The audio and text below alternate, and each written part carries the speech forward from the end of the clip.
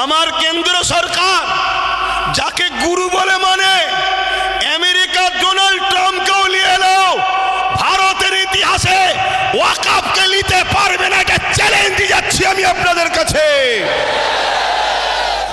British কিভাবে চালাতে হয়েছে ওটা আমরা খুব ভালোভাবে জানি, তাই সাদা চামড়া তাড়িয়েছি, এবারে কালো চামড়াকে তাড়াবো।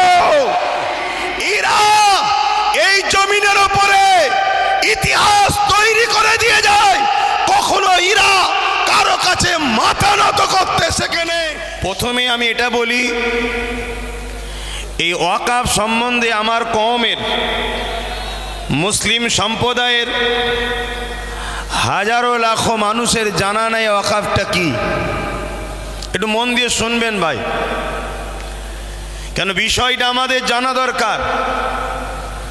আমরা যদি না জানি, আগামী দিন নতুন করে আবার কিছু গাদ্দার ছদ্মবেশী মুনাফেক আসবে, আপনাদেরকে নতুন করে আবার নিলামে তোলা হবে, আবার ধোঁকা দেওয়া হবে, আবার বিক্রি করা হবে, আর আপনারা অতি সামান্য পয়সাতে বড় সহজে বিক্রি হয়ে যাবেন। এই জায়গা থেকে দাঁড়িয়ে যদি আপনারা রুখে না দাঁড়ান, টিপ যদি না ধরেন, আমি মনে করি এ কথা বলাটা আমার অপরাধ হবে না। আপনাদের পরের প্রজন্ম, নিউ জেনারেশন, ছেলে মেয়ে বাচ্চা যারা আছে, তারা আপনাদেরকে কখনো মাফ করবে না। এমন যেন মনে হবে যে এই বাচ্চা কোনো মুসলিম ঘরে জন্ম লিয়াটাই অপরাধ করে ফেলেছিল। কেন এদের বাপ দাদুরা, এদের মা বোনেরা, এদের আত্মীয়রা তারা সজাগ সচেতন নয় বলে আজকে বারবার আমরা ঠকতে ঠকতে এমন একটা জায়গায় আমাদের বাচ্চাদেরকে পৌঁছাতে যাচ্ছি, যেখান থেকে ঘুরে দাঁড়াবার আমাদের বাচ্চাদের কিন্তু আর উপায় থাকবে না। দুনিয়ায় দুমুঠো খেয়ে বাঁচবে কি, তার থেকে বড় বিষয় দুনিয়ায় এক আল্লাহকে মানতে পারবে কি, প্রফেট মুহাম্মদ রসুলকে মেনে চলতে পারবে কি, প্রকাশ্য কলেমা পড়তে পারবে কি, নামাজ মসজিদে পড়তে পারবে কি, মসজিদে হাইয়া আলাস সালাহ হাইয়া আলাল ফালাহ বলতে পারবে কি, কোরআন পড়তে পারবে কি, মুখে দাড়ি মাথায় টুপি দিতে পারবে কি, মা বেটিরা হিজাব পর্দা রাখতে পারবে কি? এই অস্তিত্বের লড়াইয়ে কিন্তু আজ আমরা নেমেছি। তাই প্রথমে আমাদের জানা দরকার এই ওয়াকফটা কি। খুব ভালো করে শোনেন, ওয়াকফ বিষয় যদি আমরা না জানি, তাহলে আমাদেরকে বোকা বানাতে খুব সহজ হবে। মনে রাখবেন, ইতিপূর্বে এই দেশে একজন রাজা ছিল, যার নাম আকবর। নামটা শুনতে মুসলমান হলো, কিন্তু সে ছিল একটা হতভাগা। কোরআনের বিরুদ্ধে একটা দ্বীন-ই ইলাহি বলে কিতাব বার করেছিল। সে আকবর দেখেছিল, আমি সবাইকে বোকা বানাতে পারলো। এই খেটে খাওয়া, এই লেবার শ্রেণী, মাথায় টুপি না থাকতে পারে, পরনায় জুব্বা না থাকতে পারে, মাদ্রাসার চৌকাঠে পা না দিতে পারে, কিন্তু এই মুসলিম সমাজকে কোরআনের বিরুদ্ধে নিয়ে যাওয়া এত সহজ ব্যাপার হবে না। এরা গান যাত্রা ফাংশনে চলে যাচ্ছে, এদের অন্যায়, কিন্তু কোরআনের বিরুদ্ধে হাত উঠলে আমি আকবরেরকে, আমার অস্তিত্বকে মিটিয়ে দিতে এই মুসলমান কিন্তু এক পা পিছপা হবে না। তাই হতভাগা আকবর দ্বীন-ই ইলাহি ঘোষণার আগে বড় প্ল্যান মাফিক কোটি কোটি টাকা দিয়ে মুফতি খরিদ করেছে, মৌলানা খরিদ করেছে, পীর সাহেব খরিদ করেছে। তৎকালীন সময় এক শ্রেণীর মানুষ, সবাই নয়, খরিদ করেছে। তাদের দ্বারা দিয়ে মুসলিম সমাজ যখনই অন্যায়ের বিরুদ্ধে দাঁড়াতে যায়, তখনই এই সকল ছদ্মবেশী আলেম উলামা, মুফতি, মৌলানাগুলোকে তাদের সামনে দাঁড় করিয়ে দেওয়া হয়। এরা তখন আকবরের পক্ষে বিভিন্ন দলিল খাটিয়ে আকবরের গদি টিকিয়ে বাঁচিয়ে রাখার ষড়যন্ত্র করেছে। কিন্তু এক মুজাহিদ দাঁড়িয়েছিল, হযরতে মুজাদ্দিদ আল পেশানি। তিনি কিন্তু আকবরের বিরুদ্ধে সংগ্রাম করলো এবং তিনার পক্ষে যারা হকপন্থী আলেম উলামা ছিল তিনারাও দাঁড়ালেন। সংখ্যা অল্প হতে পারে, কিন্তু মুজাদ্দিদ আল-ফিসানি ফতেহ হয়েছিলেন। আকবরের নাম নিশানা মিটে গেছে। আজও পৃথিবীর মানুষ কোটি কোটি আকবরের নাম নিশানা জানে না, তার আস্তানা কোথায়, তার দরগা কোথায়, তার কোথায় সমাধি জানে না, কিন্তু মুজাদ্দিদ আল-ফিসানির কাছে কোটি কোটি মানুষ আজও ছুটে ছুটে যাচ্ছে। কেন? তিনি হকের পক্ষে ছিলেন। তো মনে রাখবেন, কেন্দ্রে যে সরকার আছে আজকের এই জালিম, অত্যাচারী, স্বৈরাচারী, সংবিধান বিরোধী, দেশ বিরোধী, ভারতবাসী বিরোধী এই যে সরকার, এই সরকার হয়তো আগামী দিন হাজারো লাখো উলামাদেরকে খরিদ করে নেবে। তারা আপনাদের কাছে আসবে, বুঝাবে না কেন্দ্র সরকার তোমাদের ক্ষতি করছে না। তাই আমি জানাতে চাইছি, ওয়াকাফটা কি আগে জানুন। কয়েকটা পয়েন্ট আপনাদেরকে বলবো, এগুলো একটু ধৈর্য ধরে শুনতে হবে। কেননা 4টে বাজতে 5 মিনিট বাকি, আর হয়তো 10-15 মিনিট বক্তব্য হবে। আপনাদের ধৈর্য আছে তো নাকি? হাত তুলে বলুন, আছে তো নাকি? তবে আমি যারা এই ব্যবস্থা করেছে যদি একটু প্ল্যান মাফিক করত, আমার মনে হয় আজকে বিজয়গঞ্জের বাজারের এই প্রোগ্রামটা একটা ঐতিহাসিক প্রোগ্রাম রূপ নিত। যেভাবে মানুষগুলো চতুর্দিকে ছড়িয়ে আছে, যদি সংগঠিতভাবে প্ল্যান মাফিক বসানো যেত তাহলে এই প্রোগ্রামের সৌন্দর্য কিন্তু আরো বহিঃপ্রকাশ হতো।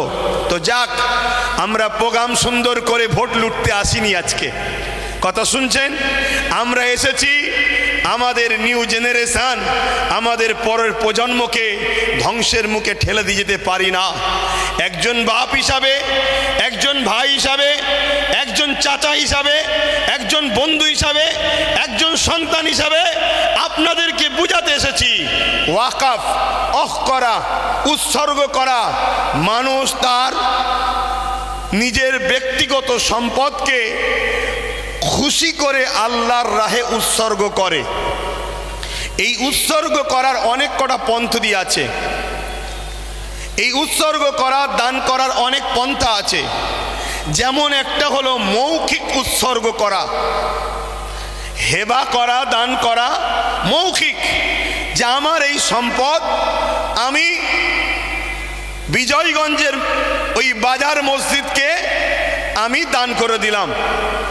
এই হেবা আজকের দিন পর্যন্ত ইসলাম শরিয়াতেও জায়েজ এবং আমার দেশের সুপ্রিম কোর্ট পর্যন্ত রায় দিয়েছে মৌখিক হেবা চলবে। কেন্দ্র সরকার এই মৌখিক হেবার সম্পদগুলোকে ঝেড়ে নিবার একটা নতুন ষড়যন্ত্রের বীজ রোপণ করছে। কথা মাথায় ঢুকছে? সে বলবে কাগজ দেখাও, 800 বছরের মসজিদ কাগজ দেখাও, 900 বছরের মসজিদের কাগজ দেখাও, 1000 বছরের মসজিদের কাগজ দেখাও। চিরামান মসজিদ কেরলে 1400 বছর পুরাতন, কাগজ দেখাও।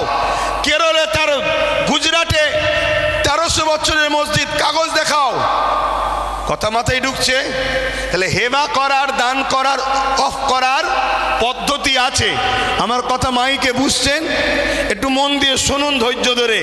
ব্যাপারটা না জানলে আপনাদের ইন্টারেস্ট আসবে না। আর ব্যাপার যদি জেনে যায়, আমার বিশ্বাস আমার কেন্দ্র সরকার যাকে গুরু বলে মানে, আমেরিকার ডোনাল্ড ট্রাম্পকেও নিয়ে এলো, ভারতের ইতিহাসে ওয়াকাফকে নিতে পারবে না, এটা চ্যালেঞ্জ দিয়ে যাচ্ছি আমি আপনাদের কাছে।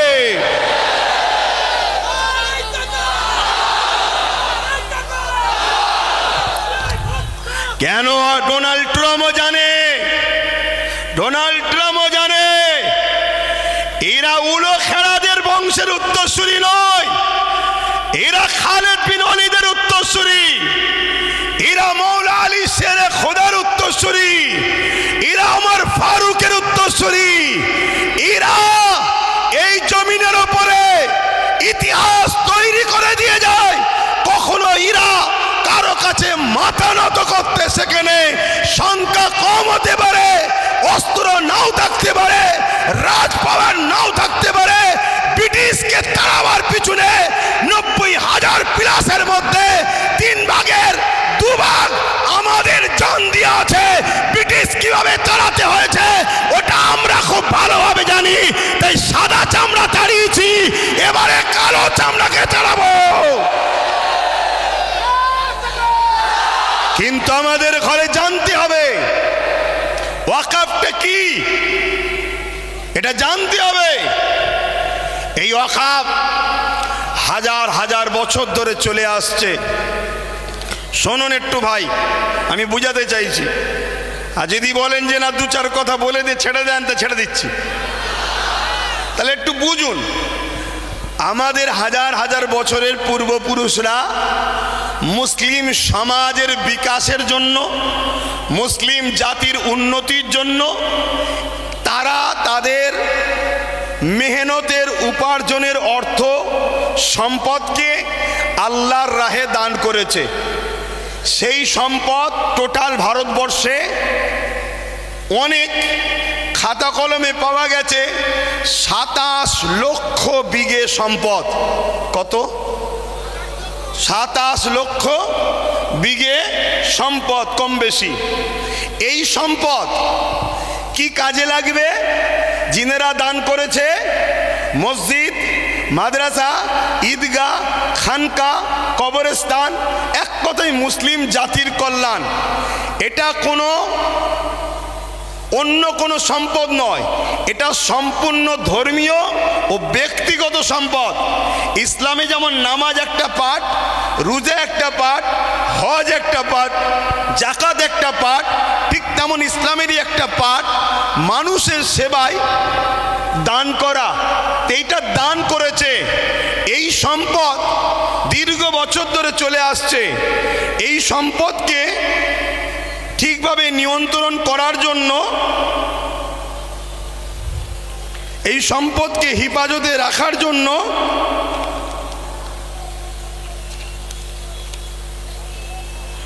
সর্বপ্রথম ভারতবর্ষে 1954 প্রথম একটা আইন তৈরি করা হয়। কংগ্রেস পিরিয়ড চলছিল। তাদের কাজকে আমি খুব একটা খারাপ বলবো না। তারা চেয়েছিল যাতে করে একটা বোর্ড তৈরি হোক, কমিটি তৈরি হোক, যাতে করে ওয়াকফগুলো নয়-ছয় না হয়ে যায়, দানকৃত সম্পদ প্রতিটা জায়গায় যেন যায়। তারা বোর্ড তৈরি করলো ঠিকই, কিন্তু ব্যবহারের জায়গায় ঠিকভাবে চলছিল না। তাদের ইচ্ছা ছিল ভালো, কিন্তু কিছু অশুভ লোক ঢুকে যাওয়ার জন্য ওই ওয়াকফের অর্থ লুট হতে শুরু হলো। তারপরে এই ওয়াকফকে 1995-এ আরেকবার সংযোজন করা হলো, সংশোধন করা হলো। সেই সংশোধনে আরো সুন্দর করে যাতে করে এই ওয়াকফকে হেফাজত করা যায় তার জন্য ব্যবস্থা করা হলো। এরপরে এই 77 বছর আইন তৈরি হয়েছে, ওয়াকফ হেফাজতের জন্য বোর্ডও হয়েছে, সুন্দর সিস্টেমও হয়েছে, কিন্তু দুঃখের বিষয় যারাই নেতৃত্বে যায়, যারাই দায়িত্বে থাকে, তারাই সরকার আন্ডারটেকিং, সরকারের নিয়ন্ত্রণের লোক যায়। তাই 77 বছর ধরে কম বেশি সব গভর্নমেন্টই এই ওয়াকফের টাকার মধু চেকেছে।